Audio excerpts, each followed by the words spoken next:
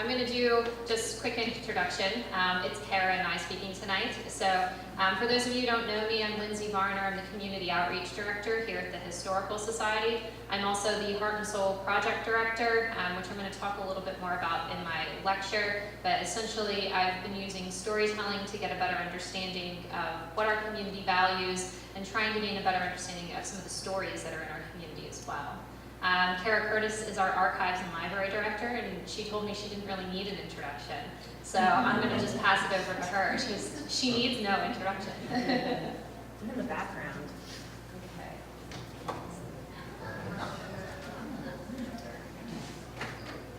Okay. Thank you all for coming out. I know it's not the nicest evening, so I just want to start, first of all, with kind of a warning.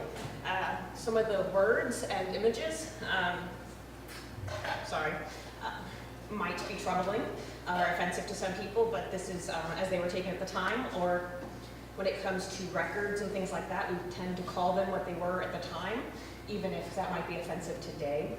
So we keep the name of what they were called at the time. That's common for archivists. And you realize that this is just a small piece of what's happening within our community. There's a lot of other great organizations locally that are doing things and making things happen, so we're just one small piece of a much larger puzzle. And obviously, we're focusing on the history and some other things which they might be focusing on other aspects of the community. And I'm pulling out some things to highlight. Obviously, I'm not hitting every difficult story that happened within our community. There's no malicious intent. None of them were purposefully left out. So if you're wondering why something isn't included, it just didn't make it into tonight's discussion because I don't want to keep you here for 3 hours. And this also tends not to include, to use a more common term in today's language, microaggressions. Those things that happen every day, but don't make it into the newspaper, don't make it into the written word. So some of those things don't get seen unless someone stops to talk about them. And that's what we've tried to capture with the Gardner Library. Okay. And one of the things this is so important, and some things that historical societies maybe have and museums have struggled with over the course of history is when we talk about prominent people in our past, sometimes people like to leave out the part that makes people more uncomfortable because they did great things. They financed, say, the Revolutionary War. And when you discuss that person, you may have to say that he was also a slave trader. You can't leave out the uncomfortable bits just because you want to focus on the good parts. And that's something that we're striving to do. Is some people may say revisionist history, but I think it's just a more accurate version of history. That before we were only telling like a quarter of the story, now we're trying to tell a much fuller picture. So based on, try not to walk away from the mic, 2016, I get a sense of the community that we're living in Cumberland County. If you live here, it's not so surprising, but we're predominantly white. Some of these percentages obviously change if you're looking at the borough itself to get a sense of who actually is living here currently.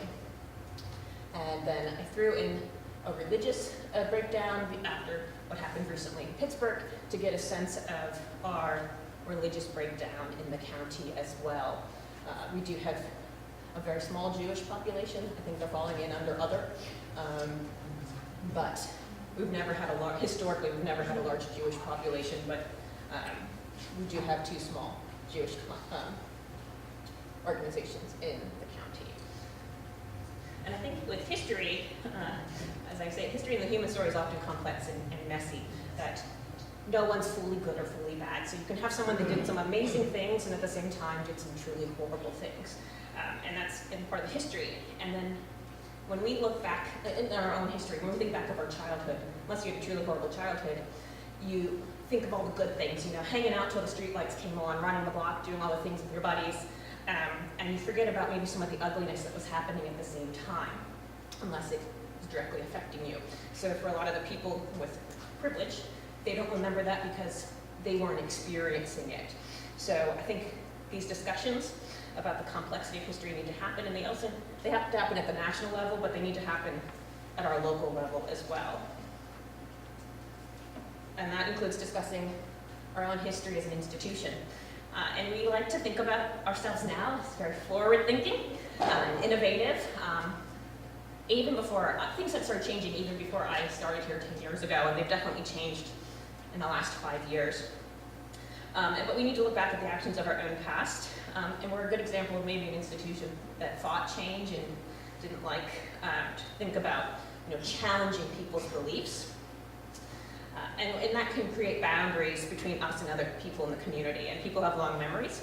So we need to reach out, and a lot of what Lindsay will talk about later is how we're reaching out and building new relationships built on trust with people in different communities in the county.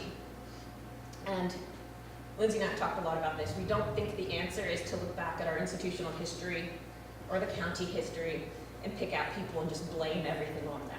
I think as an institution, we need to take ownership of our past history and say, we did things wrong, we wronged people within our community, we were not accessible, and we apologize for that. So I think picking out a few people to blame for some decisions is just passing the buck, and as an institution, we need to take ownership of that in ourselves. So we're founded in 1874, and obviously we're a product of the society we were founded in. And I think it's important to place that into historical context, but at the same time realizing that that doesn't make things better for the people that were affected by those decisions, and that caused pain. And we didn't have to put into writing, at least I've never seen it in writing, that people of color were not welcome. In the earliest history of the Historical Society, I don't think they would have had to write that down. It was well known that women were not allowed to join in the earliest years, although they were allowed to be invited by a member, but they weren't allowed to join until around 1909, 1910, when women were first allowed to join. So we're founded by John Hamilton Jr. in his will, and of course there's a contested will, there's 2 wills, and we're not started with a lot of money. So, and his founding, the goal was the establishment of a public library, the advancement of literature, the elucidation and preservation of the history of Cumberland County. And the will and the money issues led to a tumultuous couple of decades. And a couple decades after our founding, if you're familiar with Carlisle, the Bosler Memorial Bosler Free Library is created. And they're a public library that has an endowment and money and books. And we can't really fight them on the public library front. We can't compete. And so our leadership at the time says, okay, we can't really be a good public library. We're going to focus on the preservation of the county history. So we go that way. So they're very forward-thinking and save this institution and allow us to evolve into what we are today. But they were not forward-thinking about who should be involved in an institution and what should be remembered. And so we're not an island. We are creating a society that made people comfortable and didn't challenge their beliefs. And there are a lot of academics involved early on, and really early on there were a bunch of Civil War veterans. It was old, good old boys club. I'm sure they sit around smoking pipes and cigars and doing things that would horrify me today, thinking of smoking in the building. But it happened. And the academics at the time were not interested in what we call social history today, because social history didn't exist in the way it does today. So the rise of the civil rights movement, the women's movement, all of the movements kind of forced history to change, the field of history to change, and forced us to change along with it. So they obviously weren't worried about certain topics because those topics just weren't of interest to study.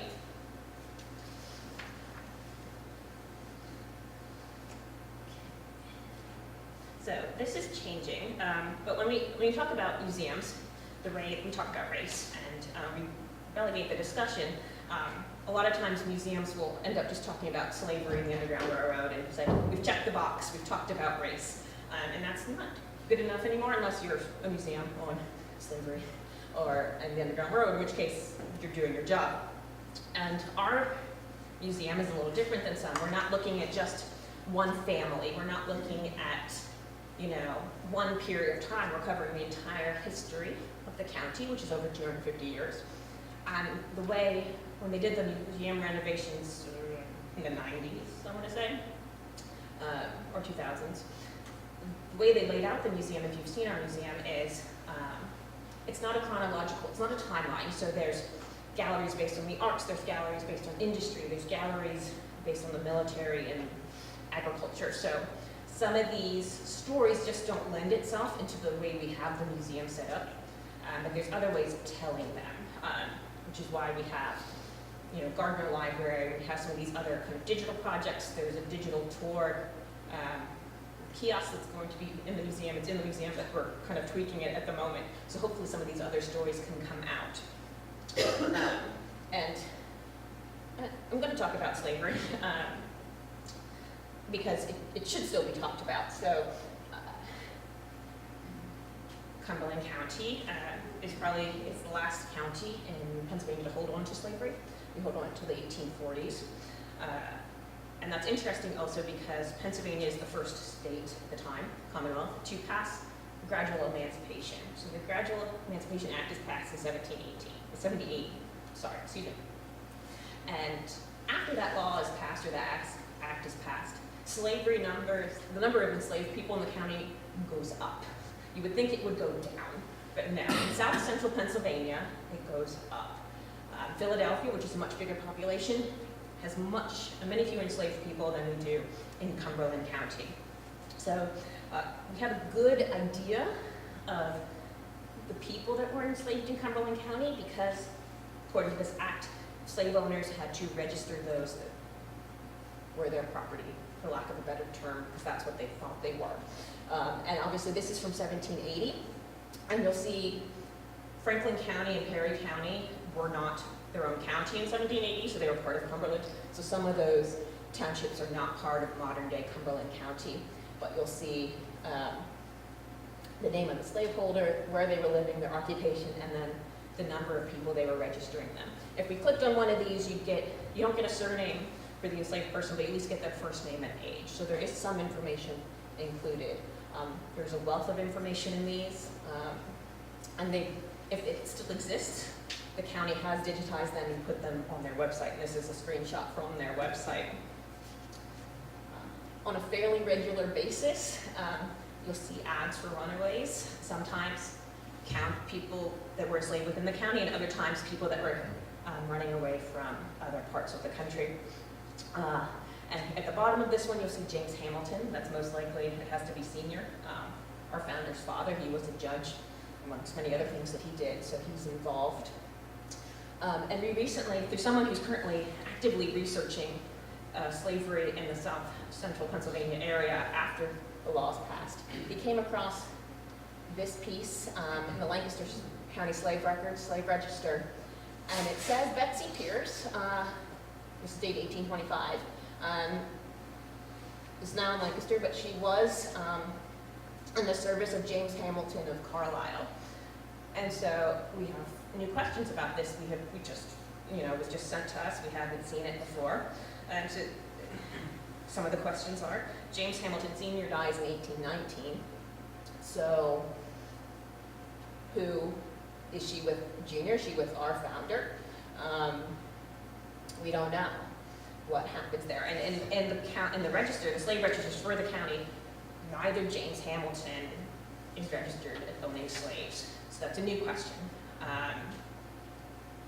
So if that's part of his story, as we write about the history of James Hamilton and talk about our own history, we need to include that. If he has enslaved people, then obviously we need to include that in our narrative and the narrative of him. So there's always new questions. As we find new pieces, there's new questions that go along with it. And for the last slide on this particular topic, James Powell, he was known by several other names, but I'm going to use his real name, was a slave. We're not 100% sure. The one slide picture does say he was a Cumberland County slave. Other information says he was in Maryland. He was probably born in Maryland around 1788. He later works in Cumberland County as a bootblack. And we know the picture on the far right was taken before 1872. And the picture in the center states he attended all funerals, walking behind the hearse wearing a high silk hat. And I would like to know much more about this man. It's amazing that, the 1860s and 70s, there's not a lot. Photography is new to Cumberland County. Photography itself has been around, but it's fairly new. There aren't a ton of pictures. And here we have 3 pictures of James Powell. And so, why?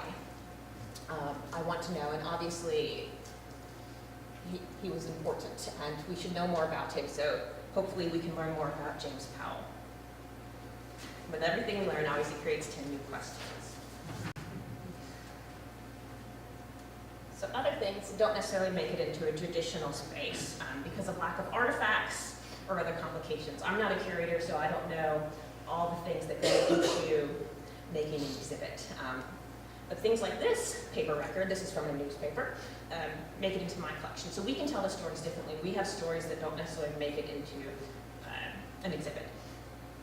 And this is my only slide on the Indian school because I don't want to step on Barb's toes when she talks on the 19th. So Amos, Welfare he's Sioux, and he dies at the Indian school. He's the very first student to die at the Indian school. And he comes in November and he dies in November. He's only here for a few weeks before his death. And he's buried in Ashland Cemetery.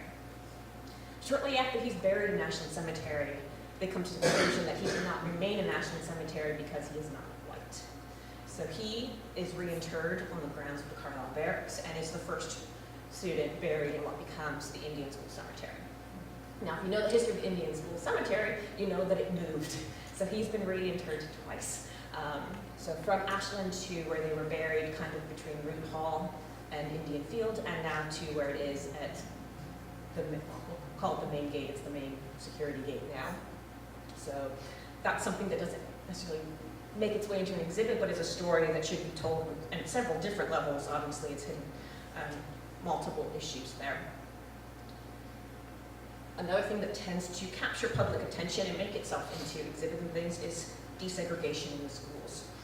And we know the first year that African American students were able to attend the Carlisle High School was in the school year of 1919 to 1920. Everyone had to meet certain requirements, but obviously not everyone had the same foundation based on maybe their previous schooling. And we also know from some of the oral histories that have been gathered that the school had a lottery system, and only a certain number of students of color could attend the school. And after that was maxed out, you could try for another year, or in other cases, people went to the Army and other things to finish their education, but I'm not 100% sure the years of the lottery system. They desegregate the elementary schools, starting that following year, 49. Basically, Pennsylvania law was changing. We're one of the later schools to kind of end this. York is still has desegregated schools because the York newspapers are reporting on this and reporting a year later that the world didn't end, that they desegregated the schools in Carlisle. Yes. And basically, part of the reasoning was they needed another elementary school. Some of the schools were maxed out. Wilson, not the Wilson of today, a different school, had empty classrooms. So it was either desegregate or spend a lot of money to build a new school. So they kind of sold it that way, that we're not going to need to increase taxes or do anything to build a new school because we're going to desegregate. And we know that 2 teachers of color stayed on. There's some reporting that none of the other teachers of color were forced out, whether that's true or not. I haven't researched their personal lives. But they do say in some articles that the one became a principal at another school, I think in the South, and one became a teacher in Philadelphia. So we don't think that any were pushed out at this point, but there was definitely conflict and concern of women of color, in this case I believe, teaching white children. So there was definitely a discussion had about that. But this is something, we don't really talk about education in our exhibits, so this is something that isn't normally talked about, but has come up in other programming we've had in Gardner and some of other places. Some of these things, these stories are being told. And there is, a decade later at the Stevens School class photo. One thing that doesn't get talked about at all is redlining. Cumberland County doesn't have redlining as we think about it in major cities. None of our cities are big enough. We know what happened in Harrisburg. There are actual redlining maps, but they found other ways of working it into the system, and this is Carlisle, but it happened in other parts of Cumberland County as well. It's not just Carlisle. And sometimes these things stay in deeds because people live there for 40 years and it's still there. It hasn't come out, so these things do come up periodically. I know about this issue because a Filipino woman I know bought a house in 1990, and they were reviewing the deed as they were going to sign it, and they saw the restrictions, and she's like, I'm a woman of color. This is not right, this is illegal. So they had it stripped from the deed before they signed it. But the fact that, this is 49, so maybe this is partially a reaction to the desegregation of schools, or maybe probably would have happened anyway.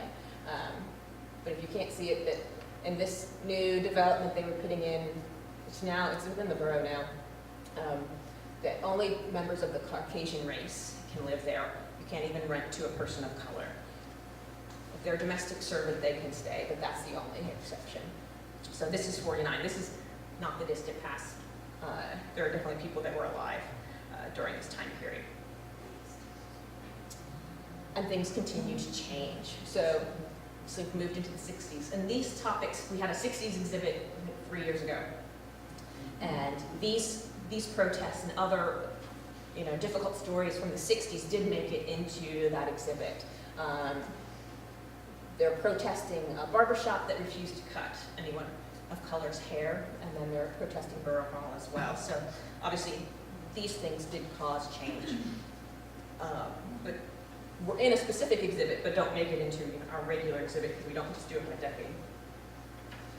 And then the next slide is definitely one a lot of people remember, and is a touchy subject to this day, which is the change of Lincoln Cemetery from a cemetery into a park. And as far as we know, this was the slave cemetery for the town. We can't find any other records where the enslaved members of our community were buried. And if you look at the original layout of town, the plot map, where the boundaries of town were the directional streets, if you're familiar with Carlisle, north, east, south, and west. You didn't want a cemetery in town for health reasons. So if you're looking at that original plot map, you'll see that Lincoln Cemetery is kind of the exact opposite corner of town as the old white cemetery, which is commonly referred to as the Molly Pitcher Cemetery. As far away from each other as possible. It's also was not on a prime piece of real estate, swampy. And there's no other records for anything happening to this land, and I don't know why. Another reason why this land would have been developed in some way. So as far as we can tell, and in conversations with other people that are experts in local history, as far as we can tell, this was the only African-American cemetery in Carlisle, at least until Union Cemetery was created. So we know the tombstones were destroyed, and there's definitely strong feelings about what happened with them. But this is something that's, hopefully, now if this would happen, everyone would, do a double take and go, no, this is a horrible idea. But 40 some years ago, we came to a different conclusion. So I remember the Klan being here in 2000. I didn't go, but and so there's a picture of the Klan on the steps of the old courthouse in 2000. Not the first time they were in the steps of the old courthouse, as they held a rally there in 25. So there was definitely Klan activity in these parts. The photo is, there was a rally in Harrisburg, and they met at City Island before making their way over into Harrisburg. And I'm sure there were members from Cumberland County that were in that display. The difference maybe between 1925 and 2000 is the response. And things have definitely changed. In 2000, the community came together and had a massive unity rally at Biddlefield. And there was music and celebration and unity, and I hear food. So it was completely different experience. And there's pictures of people protesting the Klan as well, but they didn't want, there was a big community kind of statement that says, don't go, don't give them any attention, come to our unity rally. They didn't want to have people there. They didn't want them to have a crowd. And a lot of people did attend the unity rally. So our responses have changed to these things. We still have a long way to go. And another way things have changed, and I'm a little obviously jumping around in chronological order, is the language we use. So Archibald Loudon published his Indian narratives, and he's obviously writing for a certain audience, and he's writing at a very particular time. And the way he describes women reading romance novels, and the language he uses to describe the Native Americans is horrific, and we would never use that today. But you still, I think you see language changing more quickly with some of the other discussions than we see with the colonial narrative. Hopefully that's changing, but you'll see that there's no sympathy for the natives that are defending their land. It's the poor little colonial person that's being attacked. And that these people are so vile, and they become, no matter what Indian nation they're from and whatever their culture, they become one menacing enemy. And that's unfortunate and needs to evolve. And obviously this has a place in historiography and has a place in the narrative, but we kind of need to fight back and add more to the discussion because there's a lot more to it. And I just want to end quickly on a few. We have the Johnson collection, and this is one of my favorite collections. It's probably one of the best family collections we have within the entire collections of CCHS. It includes artifacts and images and archival material, and it includes, pre-Civil War up into kind of present day. And I just pulled out a couple pictures so you can get a sense of the time period this collection covers. You might know some of these people. And they lived, in some cases, in the same house. The family lived in the same house in an area that is often today not associated with the African American community, and I think Lindsay and I keep trying to talk about how we change that perception. So they definitely lived on the south end of town. And they have, within the museum collection, 119 museum artifacts, and that's a significant number. You don't normally get 119 museum artifacts in a collection. And here's William Andrews and his Oddfellows uniform, and we have parts of that uniform in the collection. So this is like exhibit history, like gold. So you have a story, you have a picture, you have the artifacts. And so here's a great way we could tell a story. And this has been on exhibit since I've been here. It's not currently on exhibit, but it has been. So Lindsay's going to talk more about what we're kind of doing today, and then we have to work with the Asian community, the Bosniak community, other communities. We have a lot more to do because we want them to be invested in us as a history and heritage site as well. And why would they come here if nothing here represents them? We're not just the Scotch, Irish, and German immigrants or forefathers. There's a lot more to our history than that, so we need to include them. So we had a facelift this year. It opened in March, and I think they did a great job. And so we obviously did not cut out slavery in the Underground Railroad. It's still there. But we wanted to go further, and there's a discussion that we didn't want to just make an African American history gallery because it's not a separate history. The entire history is part of the history, so we've included it within the galleries and other images of people of color. So making a living, and then we have our settlement gallery with new citizens to this country, and within we have a little section on church history, and we have a nice picture. I think it's Shiloh Baptist in a retort having a baptism, and that's a fantastic photograph. So we've brought in other ways of telling the story, and we have some things that Lindsay are going to talk about from Mount Tabor that have been added to the collection as well. So I'll turn it over, and she's going to be much more uplifting than I am, talk about much happier things. So I'll pass it over.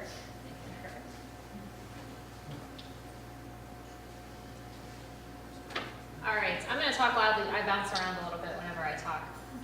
So as I had said during my introduction, I'm, along with being the Community Outreach Director, I'm also the Heart and Soul Project Director. So it's a fantastic title, but it doesn't really mean anything without a little bit of explanation behind it. So in the corner here, we have the little circle with laying the groundwork, explore your community, making decisions, and take action. This is a framework that was developed by the Orton Family Foundation. Initially, it was set up to be a community revitalization program. So how can you revitalize a community and make sure that everybody has input? So they do a storytelling portion where they go around and they ask people, what do you value in your community? What would you like to see for the future of your community?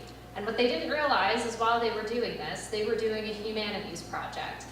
They were going around and collecting all of these fabulous stories and using them to do things like create either revitalization plans, comprehensive plans, but to look at how they can move government forward and put it more into the hands of the people. A couple of years ago, the Pennsylvania Humanities Council partnered with the Orton Family Foundation and started to unveil Heart and Soul across the whole of Pennsylvania. The greater Carlisle area was selected as one of 4 towns to roll out this program in PA. So we've been this pilot town for the past 3 years. And one of the things that's been phenomenal about this is that we are the only historical society in Pennsylvania who has really taken this on. And one of the things that CCHS saw the value in was that storytelling aspect. What can we do with these stories, and how can they help us sort of think about what we do as a historical society? So I have here some examples from very early on in the first year. We went out, and we weren't just collecting oral histories. Some of them were oral histories, and they're part of the Gardner Digital Library here.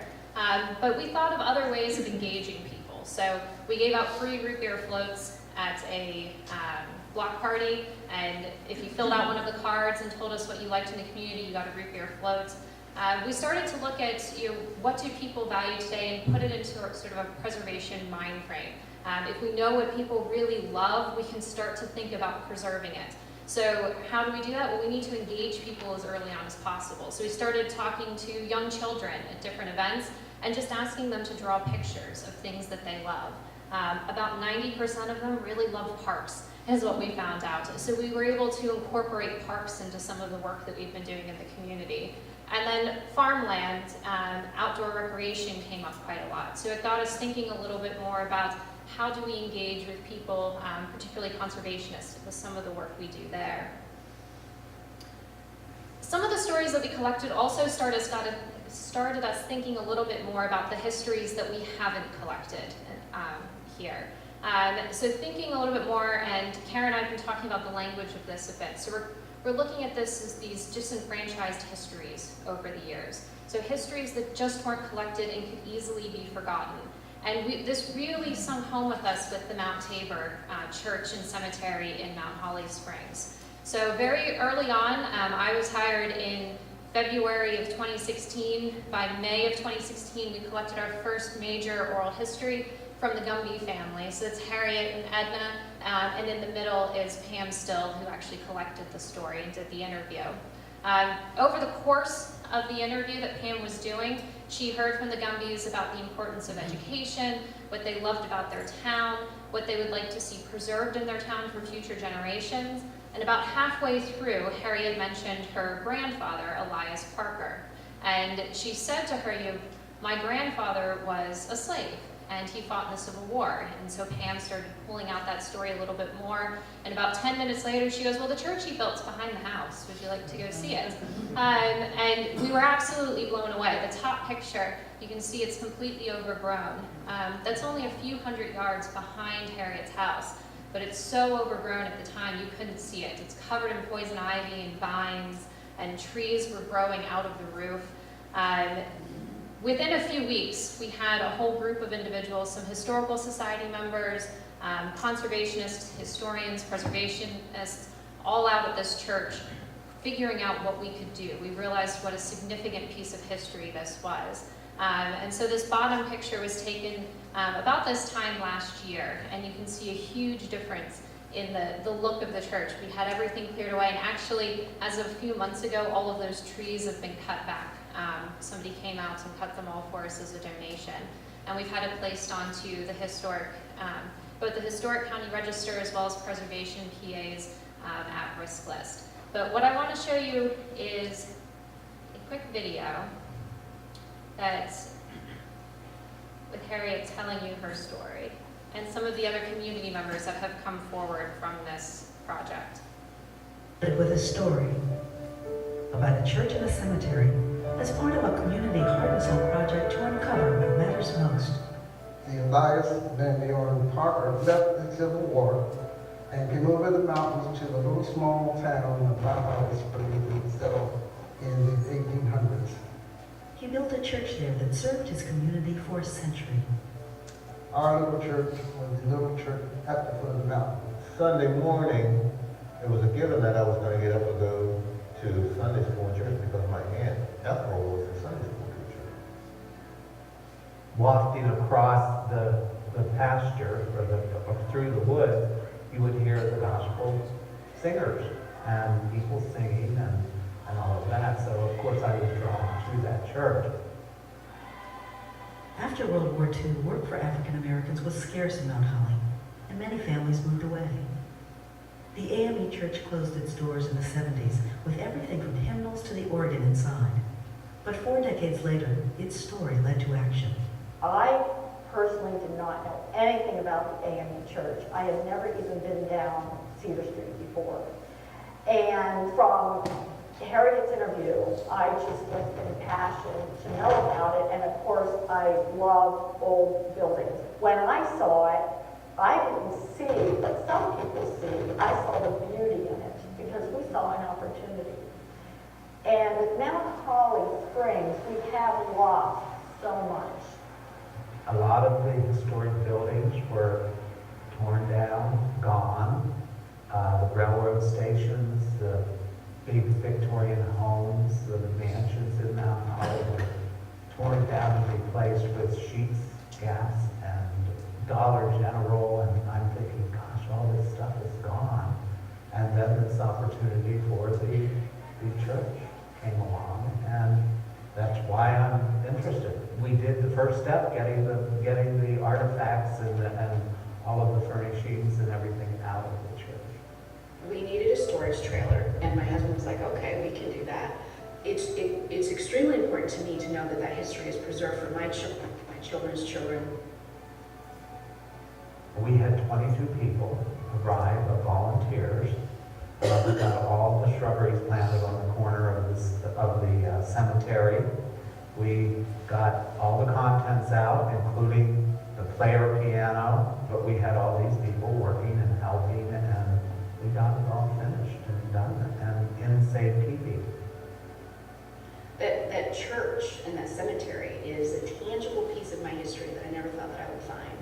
I want to make sure that my kids have something to hold on to, that when I'm gone, they can look back and say, you know, my great-great-great-grandfather fought in the 25th Colored Infantry in the Civil War. You know, they know that.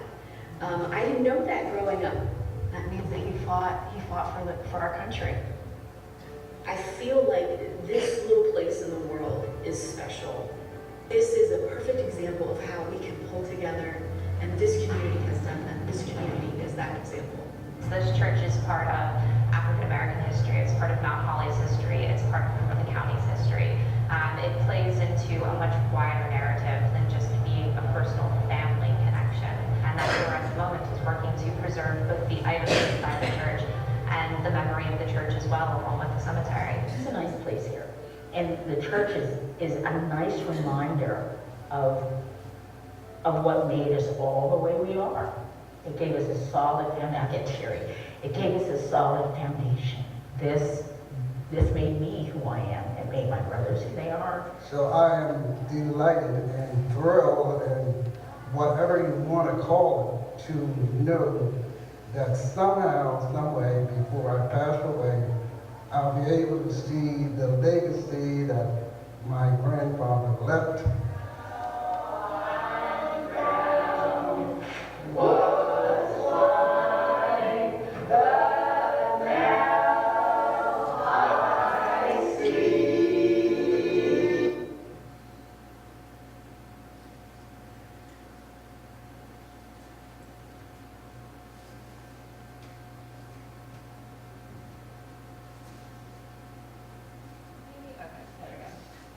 So from the video, you saw some of the United Way Day of Caring that took place. After the story was collected and we really started to talk with the community, it became clear that this was an incredibly important piece of history, but it was a piece of history that was not recorded. We went back through and looked at the histories of Mount Holly that were done. Even the centennial book that was done in 1970 barely mentions the church. Without the Gumbies giving this story, we could have lost this piece of history entirely. Nobody really knew how to talk about the story or who to go to as well for the preservation of the church. Everybody that was in that video knew about the church and they wanted to talk about it, but they just didn't know what to do. And we really saw this as an opportunity to start talking about both preservation and how we can start doing different types of preservation across Cumberland County, but then also how can we start collecting some of these histories as well. So over the course of about 2.5 years, we've managed to do some fantastic things at the church and cemetery that really without community buy-in, we would not have been able to do. So we've been able to remove all of the items inside the church, and as you saw in the video, they were initially put into a storage trailer, and I was so pleased that this summer, Trindle Storage has given us a temperature-controlled unit free of charge for as long as we need it, so that everything inside stays in safekeeping. All of the vines and brush have been completely cleared. The interior has been cleaned as best as you can clean a building that's slowly crumbling. But there are volunteers that go in at least once a week to make sure everything's okay. We've had a 3D scan done of both the church and the cemetery, as well as ground penetrating radar that was done this last semester by Dickinson College students. We've had 2 videos done on the video that focus on this importance of telling your story in your community. It's been on the county register now for over a year. Pennsylvania Preservation PA's at-risk list for 2018. And the big thing was Harriet Gumby's real desire was to make sure that the memory wasn't lost of this community. And one of the ways that she felt that could be done was a visual reminder of where the hallowed ground is near the cemetery. So this summer we had an Eagle Scout come and put a fence in that was donated by Mike Kennedy, who owns Allenbury Resort. And it was a phenomenal community effort coming together to put this cemetery in.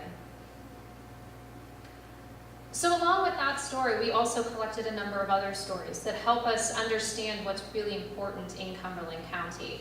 And keeping in mind what Cara was saying, it's really easy to look back and think, well, we should have been talking about this or recording this history and realizing it wasn't done. So by collecting stories that people see what they value now and what they'd like to see for their future, we can start sharing that out. So we had a lot of people tell us through Heart and Soul that they really liked trails and outdoor spaces, but one place that came up as sort of this hidden gem that nobody knew about was the Mount Holly Marsh Preserve. We gave a couple of walking tours there and talked about the history and the change over time of the place. And in every single tour that the volunteers did for that, they said there was at least one person who had lived in Mount Holly for years and had no clue that that place existed. So they felt they had done their job in really sharing out a valued place. We started doing some history tours on the Rails to Trails, focusing on a new trail that had opened up just outside of Carlisle off of Allen Road, and trying to share what the possibilities could be when that trail connects to Newville. And then also looking at some ways that we can get people seeing some different areas of our county and the history there, so creating a cycling, driving, or walking tour of the Underground Railroad and Civil War in the area. The other things that Cara and I have particularly been talking about is how to get younger people involved in the Historical Society. So this is, I feel like this is kind of cheating, Cara, because it's a class that had to come and sit. And we forced them to go through and look at our just walked in already. But it's a good example of trying to engage with, this is undergraduates in this group from Dickinson's methodology course, but getting them to engage with the materials that we have here. And it's really easy, we feel, for college students to come, to get really involved in their college, their university, their activities, and then forget about sort of the place that they are living for 4 years, and realizing that that place is having an impact on them, and it's also having an impact here on us. So if we can get them engaged with a little bit of our history, maybe that will come around and learn more about what they are also bringing to our county. And then we also started to think a little bit about how we can engage people in our community. Working off of this idea that history is happening all the time, what can we do to try and capture that in the moment? So we had a fantastic set of interviews that are done with the youth leadership group at Hope Station. And this all sort of came about because they were studying history here in the Historical Society. And they realized that language from the 1960s that they were reading in papers from Cumberland County was very similar to stuff that they were reading on Facebook today. And they were intrigued by this, and it got them wanting to talk about what they were seeing today. So we collected a series of oral histories with them, and it evolved into them getting involved with the youth council, which is what you see here. And from the stories that they told, they started to talk about bullying, and in particular racial bullying that was happening in the schools. And they came here, they sat in this room, and one of the students came behind this podium, and together they typed up a letter to the school board, which they read to the school board. And for us, it's them making history in our building, and it all came full circuit from learning about it to doing it here in the building as well. So we've been working to try and take things to the streets a little bit more. This is the Living History block party. From some of the heart and soul stories, we recognized there was this love of history and culture, so we did a First Friday block party with the Downtown Carlisle Association's First Fridays. And then also looking a little bit at where we fit into the wider community, and Heart and Soul and the Historical Society sponsored a volunteer fair with Second Presbyterian Church. We invited a lot of other organizations, had a big community dinner where people could just sit down, talk to each other. Second Presbyterian Church has a good relationship with the Bosniak Center, so we had this opportunity to really start to mingle and talk to each other a bit more and learn about changing culture in the county. And all of this is forming into and developing an outreach plan. I'm going to ask Cara to come back up because she's going to talk a little bit about some of the work that we're doing. But a few of the things that we're really starting to look at is this idea of how do we start to bring our outreach in the county and everything that Cara and I are talking about together in some way. So one way that we can do this is looking at the programming that we have at the Historical Society and making sure it reflects what we're starting to talk about and how we can change the language and the understanding of our county's history. We're also starting to look at some of the other ways that we can collaborate. So in February, we're having a whole series of events thanks to a grant from the Pennsylvania Humanities Council to bring somebody in to start having these types of conversations of how you can remember and conduct history on a local level. So we have Professor Jacqueline Jones coming in February, which is coinciding with Hope Station's Black History Festival. I just remembered it's coinciding with my talk, my virtual tour for Mount Tabor Church, as well as a panel that we're going to talk about how can the media start using history as a way to better understand what's happening today. So all of this is starting to impact how we're looking at outreach, as well as some of the projects that Cara is doing in the archive. So looking at USCT and Lincoln Cemetery, and I'm going to let her speak a little bit more on that. So, I don't know, 5-6 years ago, there was a group that got organized, and they decided to study all the USCT that were connected to Cumberland County. And that is a difficult task in and of itself, as you could not enlist in Pennsylvania, so a lot of people were going elsewhere to enlist. So some people may have been from here and then didn't come back. They maybe settled somewhere else after the war. Other people actually came from somewhere else and then settled here. So we have a list of over 100 names. And it's probably not complete. I can't think of the exact number off the top of my head, but it's a good start at least. And we're going to create a website based around that, at least with their list and calling out their courage and service. And then hopefully, as we can, create as much as we can a biography about each of those soldiers. They're more than just their service. So hopefully we might have a Dickinson class, history methods class working on that project. If that might not happen, but we'll have volunteers or interns or other people working on that project. And so we're kind of going to get that online probably sooner, at least the list of names, because we have that list from the original group that started on the project. And they worked so hard, they made trips down to DC. And their service on that project is obviously an immense help to us as we take this project and make it available. As so many people no longer live in this area, let's get those names out there and make sure that they are aware of this and make this information available as widely as possible. The other thing we're kind of just in the infancy of is a Lincoln Cemetery web project. In Lincoln Cemetery, like I said before, it's complicated, and the borough knows we're doing this. We're going to have a meeting soon with hopefully various community members. I want this to be from the ground up and not me down. And I'd like to see it have a couple different components. The history of the site, its earliest history to when it closes. The history of the site as it is destroyed as a cemetery and made into a park. and, you know, going forward in the place that it is today. And then also having a list of everyone that we know is buried there.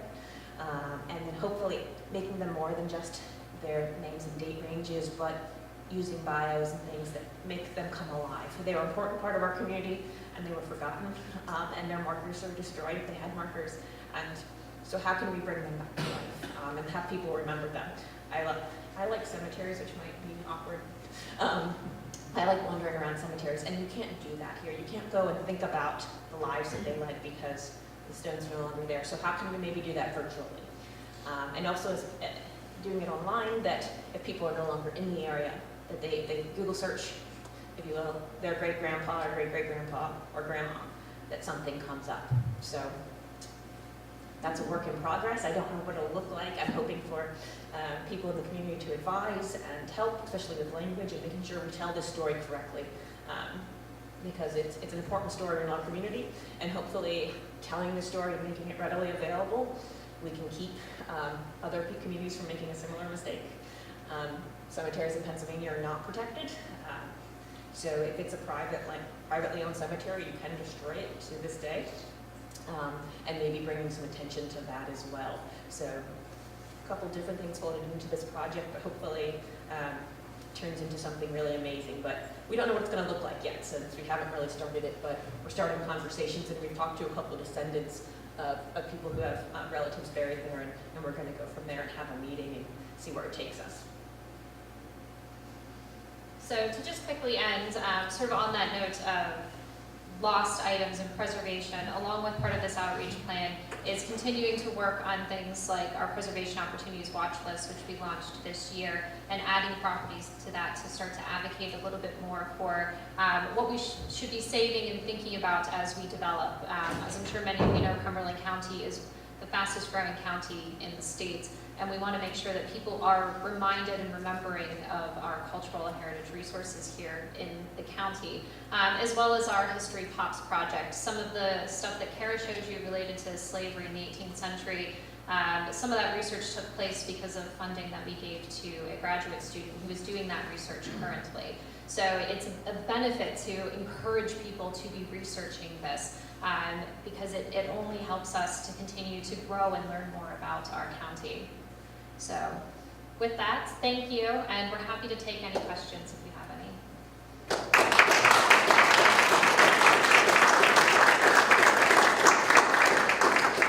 Cumberland Cemetery, when they took the tombstones out, did they leave the people there? Or? Yeah, they're still buried there, and they were given the option, families or descendants, or descendants were given the option of moving the bodies if they wanted to. Most didn't. It was a defunct cemetery in the early 20th century. Nothing was done to it until the 1960s. So there weren't very many people around to really fight for the cemetery. So you do have one headstone that's still there. How many people were buried? We don't know. We don't have a plot map for it. We don't really know. If it is, as Cara thinks, the slave cemetery, it's been a cemetery since the middle of the 18th century.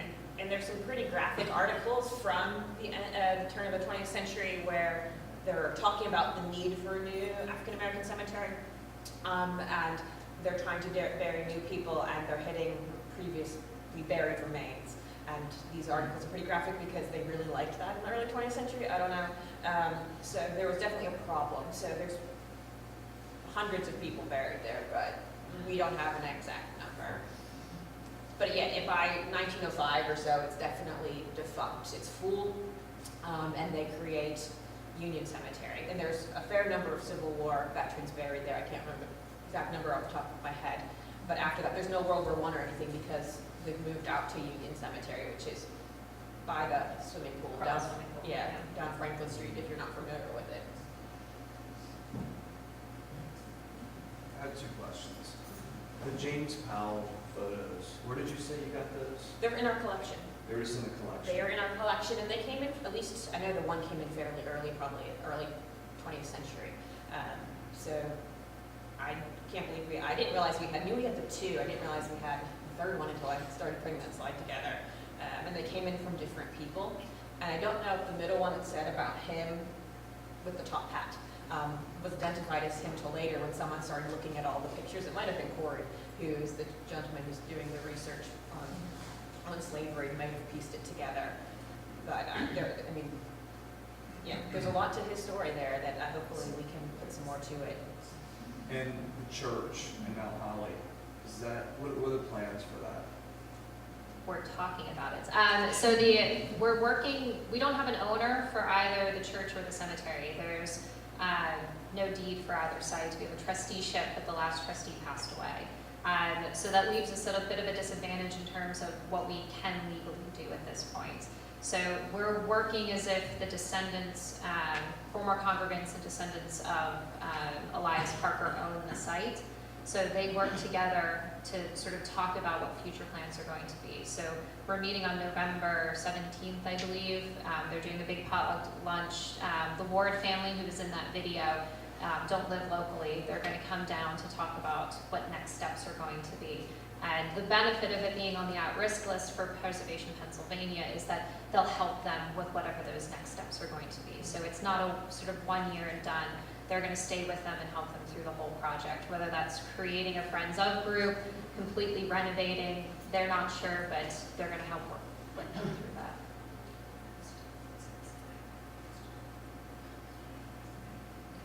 Any other questions? Yes? You used the acronym, I didn't quite catch at the end there, when you're talking about a group of veterans that... Oh, the USCT? Yeah. So it's the United States Colored Troops. Okay. So whenever the Army was segregated, that's... And there was no enlistment for them in Pennsylvania? Sorry, say that again? There was no enlistment for them in Pennsylvania? Not until later. Okay. So that you get people going up, I think Massachusetts, I'm not a Civil War historian, someone correct me if I'm wrong, the 54, so we have people coming from Pennsylvania going up to Massachusetts to enlist. So you get like the movie Glory, Massachusetts 54th. Right. There's people from Cumberland County in that regiment. And buried in Lincoln. And buried in Lincoln. Has 54th. Mount Tabor? No. Okay. Yeah, Lincoln does have 54th. Shippensburg has 54th as well. There's a Shippensburg University, and Dr. Berg has done a great job with the African American Cemetery, Locust Grove, in Shippensburg. So there's a good history there, and preservation work has been done there. So people are going elsewhere to enlist because Pennsylvania wasn't doing it yet. They do, and then we have a big camp whose name I can't think of at the moment. Yes, Alan has it. Thank you. Where they end up training and preparing them to go. So it evolves. So a lot of states aren't at the beginning. Massachusetts is the first, and then it evolves from there as the war dragged on. Because I don't think anyone thought originally it would last quite as long as it did. And a good example, so there's a lot of diversity in the regiments for the USCT in this area. And a good example is Elias Parker, so the Gumby's grandfather. He was a slave from Hagerstown, Maryland. He enlisted in the Union probably as a runaway, we think. So he's coming from Maryland and after the war settling in Mount Holly.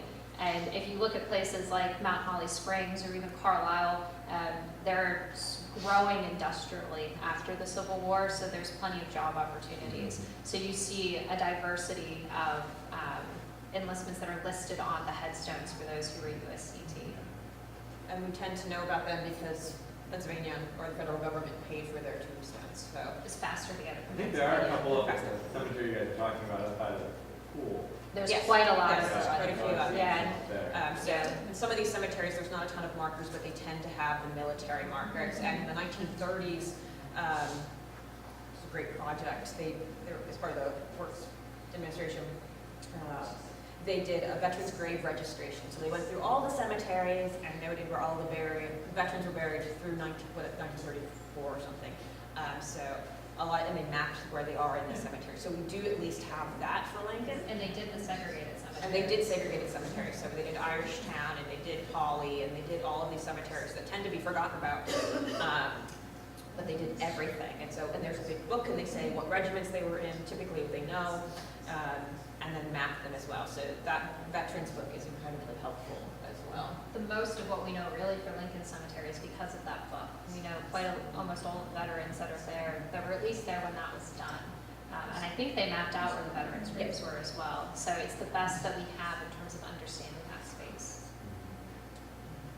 Exactly where is the Lincoln Cemetery? 3 blocks, wait, which way am I? Do you know where Memorial Park is? Yes. On South, or on North Fifth Street?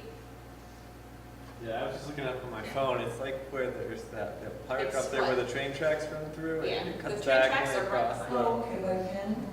Yes. Yeah. Yeah, okay. yes, thank you. Not far from Wayne West Town. Yeah, it's, Yeah. It's Yeah. technically on Penn. Well, Yeah, it's on Penn. Penn. Here, the Lincoln Cemetery, it's a part, that's where Hope Station is. Oh, okay. So where the, it used to be a railroad station, that's that. Okay. So it sits right there, but there's an area where it's just grassy. It's a and that's passive where area. Yeah, that's where the cemetery is, and the rest of the park. Wow. But yeah, So about when 3 they, blocks. yeah, It's like, you know where the Project Sheriff Food Bank is? Yeah. it's the next block. Yeah, the Project Share, Just close it. well, Yeah. the Project Share farm stand, not, Yeah, farm Yeah. stand. Yeah. It's a block before. yeah. So, and you can see when you know that it's a cemetery, you can see very clearly which portion was the cemetery and the designation between it and the active play area. And that was intentionally done in the plans to show that, this was a cemetery, so it's going to be a passive area of the park. The play area is on the former railroad side. So it was consciously done that there are still people buried there. So they put these mounds in, so you can't play soccer or football. You can't really do an active game there. But because they did that, it's going to be basically impossible to do ground penetrating radar out there because the ground was disturbed. So we can't tell it. It'll be basically, from what we hear, impossible to do the ground penetrating radar at that site. Which is unfortunate, but hopefully we can pull from newspaper records and other things and get a good list. And we do have a few maps from before the gravestones were removed. It's not perfect, but we have something. But because of the way they laid out that plan when it was a park, it's going to make ground penetrating. And I don't know if ground penetrating radar would have worked there to begin with because of the type of soil and the type of land. So it might not have mattered, I'll say that. But definitely because of that, it'll make it impossible.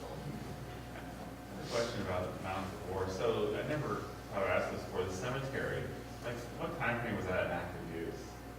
Right behind the church or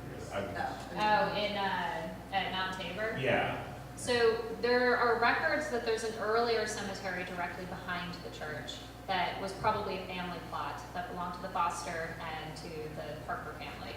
And there was actually a burial there in the 1950s because we have Carmen James remembers there being a burial, and she remembers her dad telling her never to go back there because the ground was sinking quite bad. The cemetery that you can now see that has the fence around it, it's around the same time the church was built, so late 1870s is when we see the first burial. But again, we're missing so many headstones. From the ground penetrating radar and the 3D scan, both of them came back with somewhere between 50 and 60 graves. There's only a couple of dozen headstones that you can see. So it could be earlier. We know there was a free black community living on Mountain Street, and we don't know where they were burying. So it's very likely that they were burying there because there wasn't a cemetery at Mount Holly prior to the Civil War. Okay, so even like the Gumbies, like her grandfather, sounds like they probably aren't there. The Elias Parker's there. He has a Okay. USCT headstone. Okay. So we have 7 USCT buried there. We have a couple of headstones we can't read, but they don't look like they were issued either by Pennsylvania or the federal government, so they're just smaller headstones. The Callaway family has a family plot. We're not entirely sure how many people are buried in that plot. The Foster family remembers where some burials took place, but there's no headstones marking them. And then the Gumbies, Harriet's grandfather, her mother, father, and several of her siblings are all buried there. Because there's no plot map for the cemetery, it's been deemed a closed cemetery, so other family members are being buried in Mount Holly Cemetery now.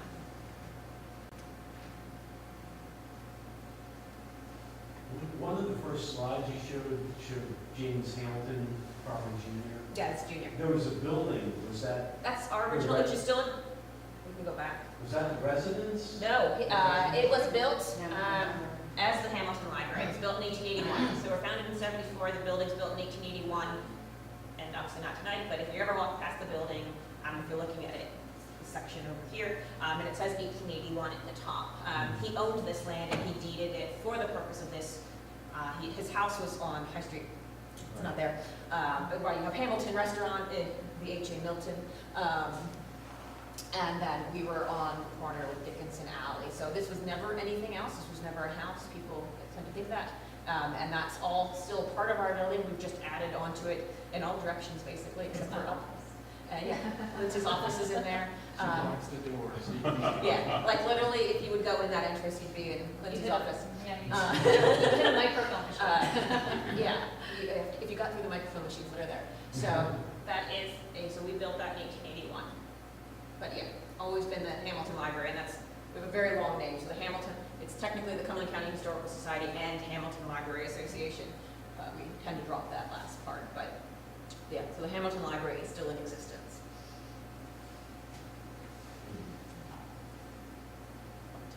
All right, thank you very much.